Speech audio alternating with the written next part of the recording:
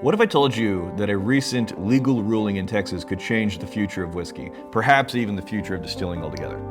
It could soon be legal for you to make moonshine in your own home. And if I have my way, the current golden era of whiskey quality that we're living in right now levels up into a platinum era of diamond bungholes and generous sprinkles of cosmic unicorn dust. Right now we're preparing the property for hundreds of you magnificent bastards arriving next week, so we're gonna keep this episode simple.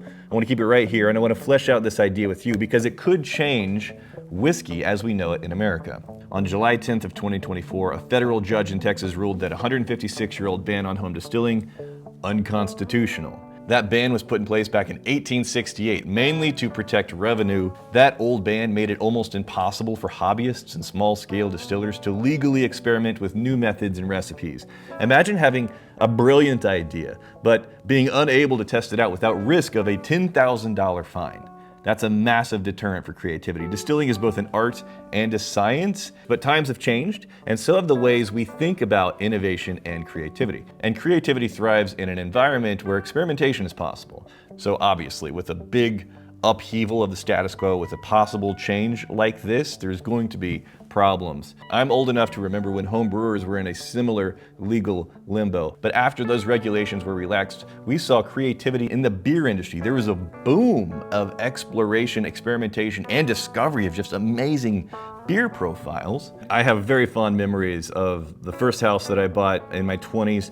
Our neighbor across the street, nice guy, Don, he's a physical therapist. He was a home brewer, and I would sit out there in a lawn chair in his driveway, and he would just be home brewing. And some of the best beer I ever had in my life came out of Don's garage. And this is where the metaphor of the rogue bee comes into play. In a beehive, most of the bees follow the waggle dance. It's a communication that tells them exactly where the good nectar is. So a bee is out in the world, it finds like a flower bed, a source of nectar, and then it comes back to the hive, and depending on the intensity and length of the dance, it can help the other bees know exactly where to go and plunder that sweet, sweet nectar reserve. And most of the bees are gonna go out and work really hard to bring that nectar back to the hive. But about 20% of the bees ignore the waggle dance. They take a risk and go off in random directions. Most of the time they don't find anything. It's a failure. But occasionally, one of these rogue bees stumbles upon a new, untapped source of nectar that the hive did not know about.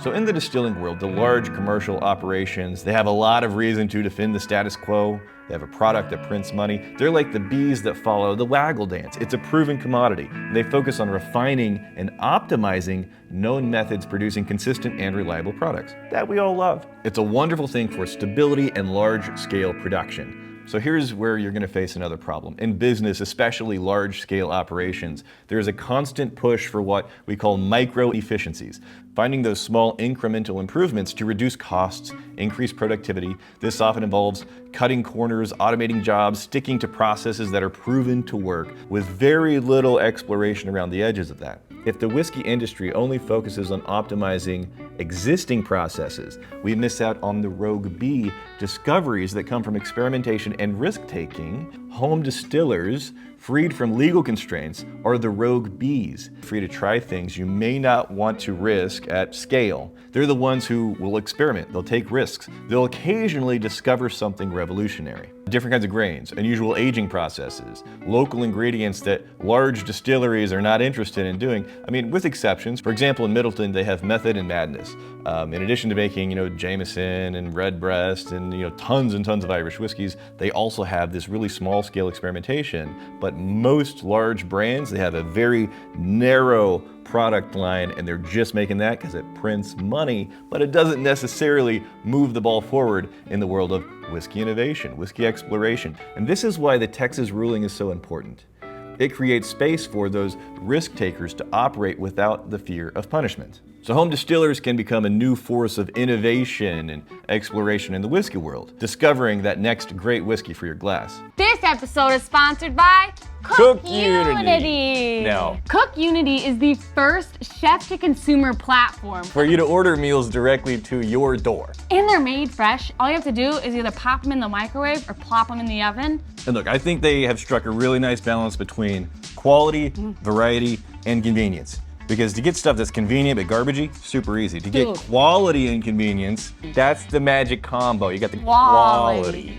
So I have the chicken katsudon. This is Andres Mendez. Yes, mine's the pesto Alfredo. It's good gnocchi. And we also have fiery turkey stuffed poblano pepper, Nahika Hillary. I'm gonna eat Good. while you do the rest. Okay. So the way it works is really simple. You're gonna set your preferences. Oh, dude. The way it works is really simple. It's good? Yeah? That is so good. With your giant spoon. That's the way to do it. You gotta shovel. You're gonna set your preferences, and it's basically gonna present you with a bunch of meals that fit those preferences. You're gonna choose your meals. It's really convenient too, because you can pause, you can cancel, you can skip weeks. It's whatever schedule is going to be right for you. And next time around, it's gonna give you some recommendations based on what they know that you like. They're all delicious. There's hundreds of meals to choose from, with over 7 different dietary preferences. You got the variety, you got the quality, you got the convenience. You wanna try this out for yourself, we got a super good deal. You're gonna go to cookunity.com/whiskeytribe or use code whiskeytribe50 at checkout for 50% off your first order. This kind of exploration happens in less regulated industries all the time. Just look at the fashion industry. The same thing happens in brewing now. Automotive, companies like Tesla or BMW collaborate with smaller firms, scaling them up to make new technology and vehicles a reality. But here's the next challenge. Scaling a creative process is hard. What works in small batches may not translate well to mass production. How do you take those discoveries from the small scale experiments and bring them to the market in a way that benefits both the distiller and the consumer? I'm really excited about the prospect of home distillers out there making their own stuff, exploring, discovering new things, because we're a crowdsourced distillery. Just like the rogue bees who bring back valuable information to the hive, home distillers can bring their discoveries back to the larger whiskey community. We could formalize that experimentation. It'd be like hundreds and hundreds of whiskey laboratories all over the country sharing notes and trying to discover something that has never been done in whiskey before, something that should have been done all along. Imagine a system where home distillers like those rogue bees are constantly feeding new ideas and innovations back into the larger hive. Those ideas are refined, they're perfected, they're brought to the market. That feedback loop between home distillers and commercial operations could be a game changer. And yes, I do think there absolutely needs to be a formalized, clear path for the people doing that grassroots work to get rewarded for that discovery. I think the result is pretty obvious. A more diverse, innovative whiskey landscape where creativity and risk-taking are rewarded and not punished with giant fines and potential jail time. If you're thinking about becoming a home distiller, the future could be a lot brighter. You could experiment freely knowing that your discoveries could end up in a bottle and find glasses of thousands, potentially millions of whiskey lovers. If you're a whiskey lover or a distillery owner, this is your opportunity to embrace innovation coming from the ground up. Whether it's from collaborations, special releases, or just enjoying new and unique flavors that will inevitably emerge.